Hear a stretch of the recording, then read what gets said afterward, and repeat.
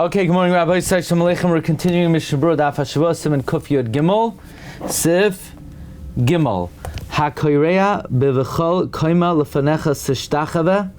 Someone who bows by vechol koima lefanecha sishtachave. Oy be'ulachal levadcha nachnu moedim, or by ulachal levadcha nachnu moedim.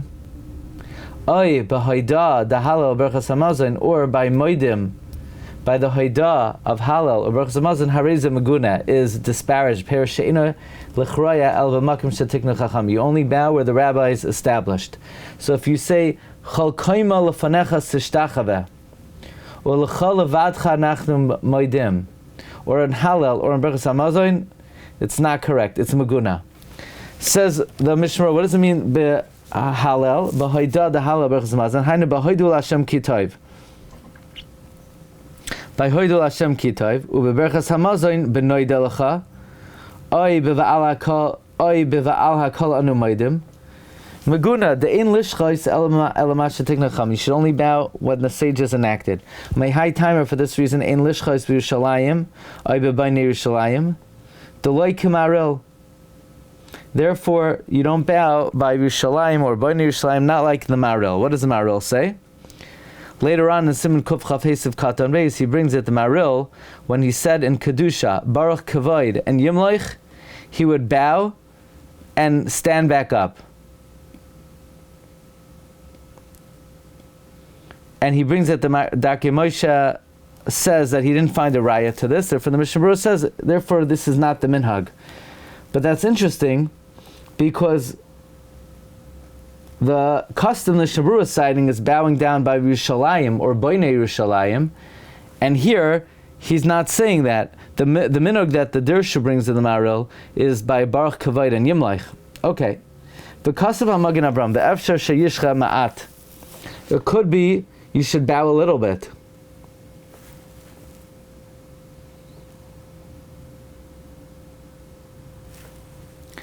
It sounds like by Yerushalayim Mirchor by Yerushalayim B'chol b'Shemone Esrei, but Shaloi b'Shemone Esrei Yachal L'chorel L'Shtachavos Kirat Sinai.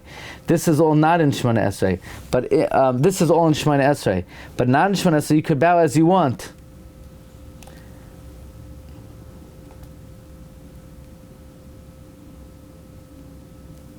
Why is that true? Why is the Mishna saying you could bow as long as you want? The Mechaber says that if you bow by V'chol Koim L'Fanecha Sishtachaveh, or by Ulachol Levadcha Nachnu Moedim, Hareza Maguna.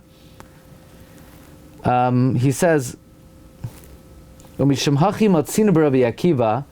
that's why we find by Rabbi Akiva, Sha'adam Manicha B'Karen Zavasu, somebody would leave him in one corner, Mitzai B'Zavas Aches, find him in another corner, Meirov Kriyas V'Shtachavos, from his many bowings. V'kasu HaPoskim, the Hayazel La'achar Shasiyam Hayir Ches Brachos. The Poskim say that's when he finished the Shemone Esrei. So if that's the case, if you're allowed to bow as much as you want after Shemone Esrei, what is the Mechaber saying? So Mishna is bothered by this question. Umasha asar ha-Shulchan Aruch b'chol zeh, that which the Shulchan Aruch prohibits this, mishum dechol haida'is ha'elu hu derech shevach v'hillel. All of these gratitudes are praise. Ve'ein shayach kriya v'hishtachavoya. It's not connected to bowing. The reason why, if you bow in these places, it's maguna, is not because you could only bow on the 4 bowings. It's because there's no reason to bow by these recitations. The phrase you're not saying on yourself, you're saying it on the whole world, that they should bow before Hashem. It's also derech shevach.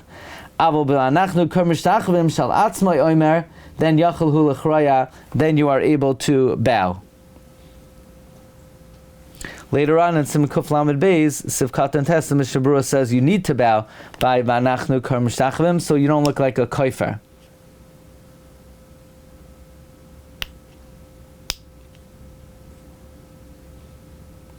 It's interesting. He says, look there further where the Taz is bothered. Why do we bow down by V'hakoi Hanim?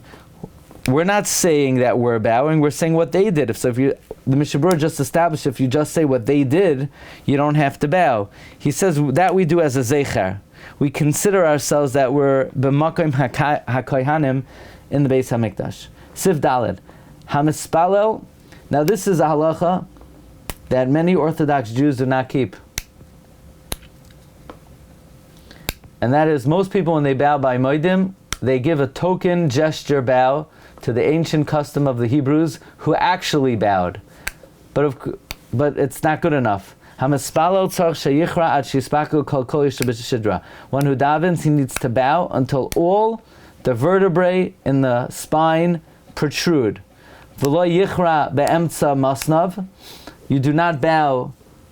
So in other words, it's not good enough to bow. It's not good enough to bow a lot. You need to bow until every vertebrae in your body is protruding.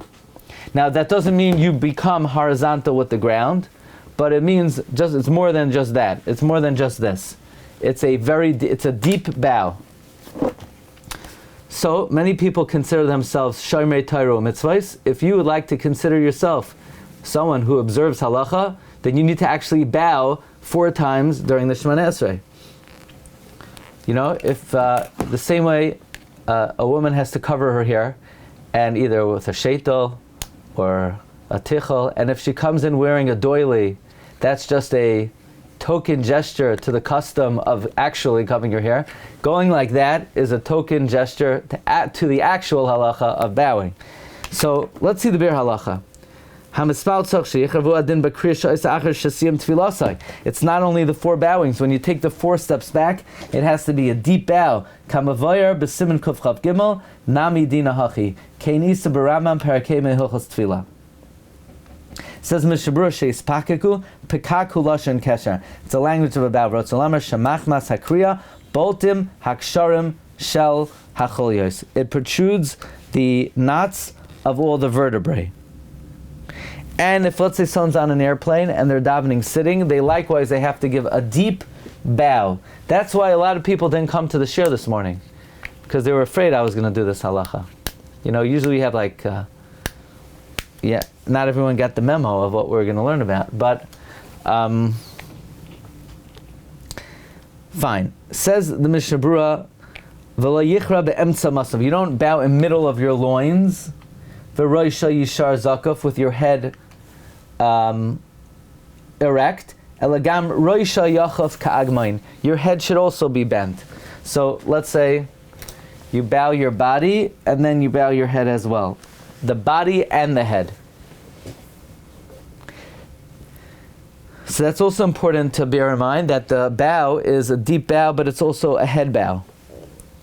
Says the Mechaber Seif, V'lo yishcha kol kach ad sheyeh piv keneged chagar shemechnasayim. You don't bow so deeply that the mouth is opposite the belt, meaning you're not completely horizontal.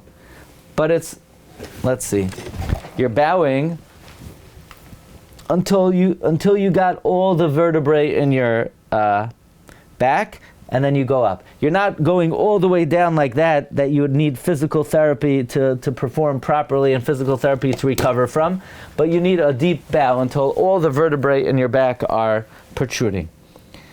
Says the Mechaber, Lo yishcha kol kach ad sheyeh piv keneged chagar shemechnasayim v'im hu zaken. If someone's old, or chola, or sick, then yachal lishchas ad sheyispaku, and they can't execute this bow. Kivan shehirkan, once they lean, purest shish, they lower, roishay dayoy, me'acher shenikrshu chavetz achroya, since it's recognizable that they want to bow, elo shemitzayir atzmai, but they're in pain. So in other words, if somebody is very old or it's too painful, you bow your head, you show you would like to do it fully, and you can't.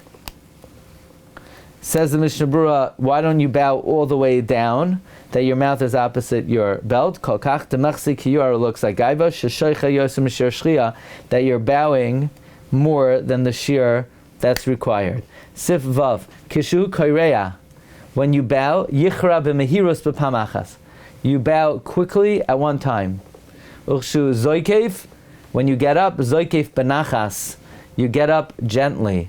Roishay tchila, first your head, v'achar kach gufay, and then your body. Shaloi tehei olav kamasai, so it doesn't look like a burden.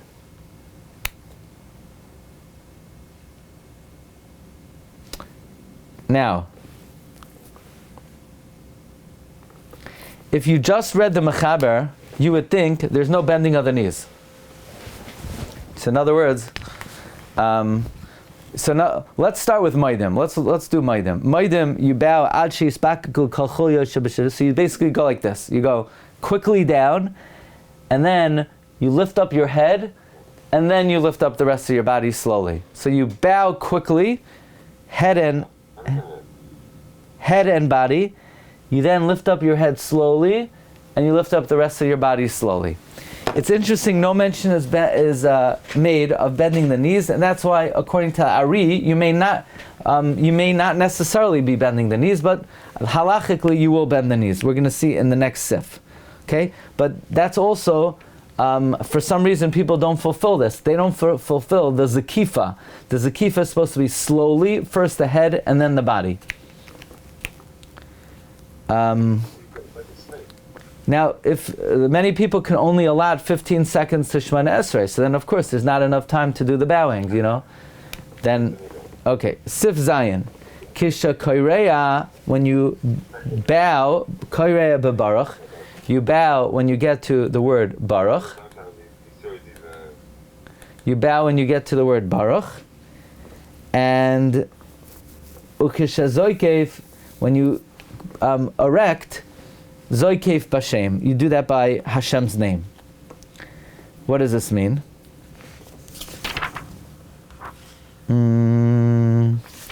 Says the Mishnah Kishakareh, Kisha Baruch Yichra Beverkav. When you say Baruch, you bend your knees. Uksha Ata Yishcha Ad Sheispaku HaCholiest. So when you say Baruch, it says in Magen Avram, Derchaim El Yerabba Sharachreinim, you bend your knees. Uksha Ata. When you say Ata, Yishcha, you bow ad sheispaku hacholios until all the knots, all the vertebrae protrude. Usha'omer moidim, when you say moidim, Yichra roishai, bend your head, vegufai, and your body, ka'agamoin, like a reed bevas achas. V'yamoid kach b'shchia, you remain in that state in bending, ad Hashem, until you get up to Hashem's name, v'oz yizkoif, and then you erect yourself. Now, do you erect before you get to Hashem's name or while you say Hashem's name? We'll discuss that tomorrow. Usually, before you get to Hashem's name, you're going to stand up straight again. Let's see. Siman Kuf Yud Gimel.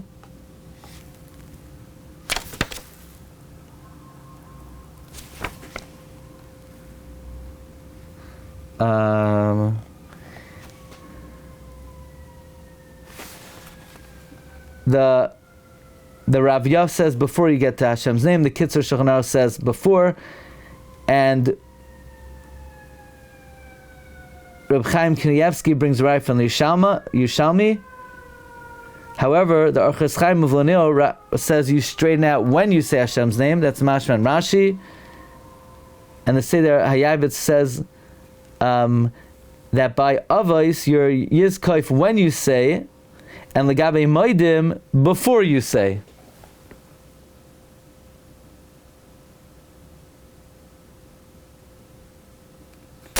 We'll examine that again tomorrow. So again, the way to bend by Moidim would be to bow your body and head